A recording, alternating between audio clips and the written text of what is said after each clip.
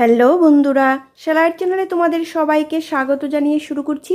আজকে তোমাদের দেখাবো খুব সুন্দর ডিজাইনের একটা লটকন বানিয়ে। তো লটকনের যে আমরা ফুলটা বানাবো তার জন্য যে কাপড়টা নিলাম, দেখো কাপড়ের লম্বাটা নিলাম 14 ইঞ্চি, আর চৌড়াটা নিলাম 2.5 ইঞ্চি, 2 ইঞ্চি আর আধা ইঞ্চি। আর তার নিচে যে ছোট একটা ট্রায়াঙ্গেল শেপের লটকন দেব, তার জন্য 3.5 ইঞ্চি বাই 3.5 ইঞ্চি নিয়ে নিলাম। আর বুতামটা আমি কভার করে দেব সেম কাপড় দিয়ে, এই জন্য বুতামটা কভার করার জন্য ছোট ছোট দুইটা কাপড়ের টুকরাও নিয়ে নিলাম। আর ডুরিটা আমি আগেই রেডি করে রেখেছি।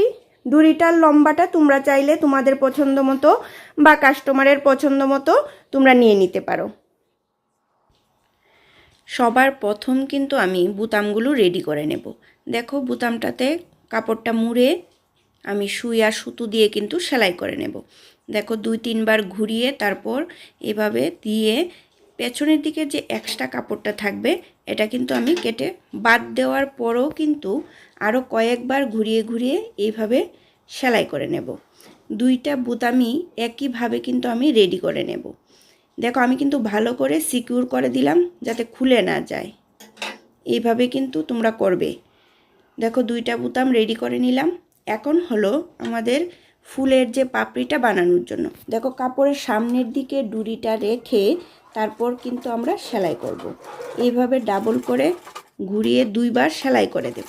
দেওয়ার পর আমরা যে এই জয়েন্টটা হবে, জয়েন্টটা কিন্তু ভেতরের দিকে চলে যাবে। দেখো এইভাবে ভেতরের দিকে দিয়ে আবার সম্পূর্ণটা ঘুরিয়ে কিন্তু আমরা সেলাই মেশিন দিয়ে কিন্তু সেলাই করে নেব। এটা কিন্তু আমি মেশিনে সেলাই করছি। আর এই যে ফুলটা বা লটকনটা, এটা কিন্তু তোমরা চাইলে লেহেঙ্গার যে ডুরির সাথে যে আমরা লটকনগুলো দিয়ে থাকি, এখানে কিন্তু এই ফুলটা বেশ ভালো লাগে। এইভাবে ঘুরিয়ে সেলাই করার পর এখন কিন্তু আমরা হাতে সুই আর সুতো দিয়ে সেলাই করব। কারণ কাপড়টা আমরা মাঝখানটা কাপড়টা একখানে জমালেই পাপড়ির মতো দেখা যাবে শেপটা। দেখো এইভাবে কাঁথা সেলাইয়ের মতো বড় বড় করে কিন্তু আমরা সম্পূর্ণটা ঘুরিয়ে সেলাই করে আনার পর আমরা সুইটা আর সুতাটা হালকা হাতে সুইটা টানার পর দেখবে কাপড়টা এখানে জমে যাচ্ছে। দেখো কত সুন্দর ফুলের মতো শেপটা চলে আসছে। এখন আমরা মাঝখানটা আর একটু সিকিউর করে নেব। এইভাবে কয়েকবার ঘুরিয়ে ঘুরিয়ে সেলাই করে দেব যাতে মাঝখানের জমানো কাপড়টা ছড়িয়ে না যায়, আবার একখানে যাতে আবার থাকে সুন্দর হয়। এইভাবে কিন্তু আমরা সেলাই করব। কয়েকবার দিলেই হবে, বেশি সেলাই করতে হবে না এই জায়গাটা। এখন আমরা রেডি করব কলির নিচে, মানে ফুলটার নিচে লটকনের যে ট্রায়াঙ্গেল শেপটা। দেখো এটা তো তোমরা সবাই বানাতে পারো। এইভাবে ধরে নিচটা কিন্তু আমি একটু মুড়ে দেব যাতে কোনাটা বেরিয়ে না আসে। এইভাবে 2 বার সেলাই করব যাতে খুলে না যায়। এখন এক্সট্রা কাপড়টা কাটিং করে তারপর উল্টো করে নেব যাতে কোনাটা দেখো ভালো করে তুলে দেব কোনাটা শেপটা। আর আমি এখানে ক্রিস্টালের যে মতিগুলো, এই মতিটা ব্যবহার করব এই শেপটা ট্রায়াঙ্গেল শেপটা লটকনের জন্য। আর এখানে আমি কিন্তু 4টা মাত্র ক্রিস্টালের মতি নিলাম, তোমরা চাইলে আরও বেশিও দিতে পারো। আর ট্রায়াঙ্গেল শেপের যে লটকনগুলো, এটা চাইলে তোমরা আরও 2টা বা 3টাও ঝুলিয়ে দিতে পারো। আমার একটাই ভালো লাগে, এই জন্য আমি একটা দিলাম। আর এই ডুরিটার ঠিক নিচ বরাবর কিন্তু আমরা এই লটকনটা ঝুলালাম।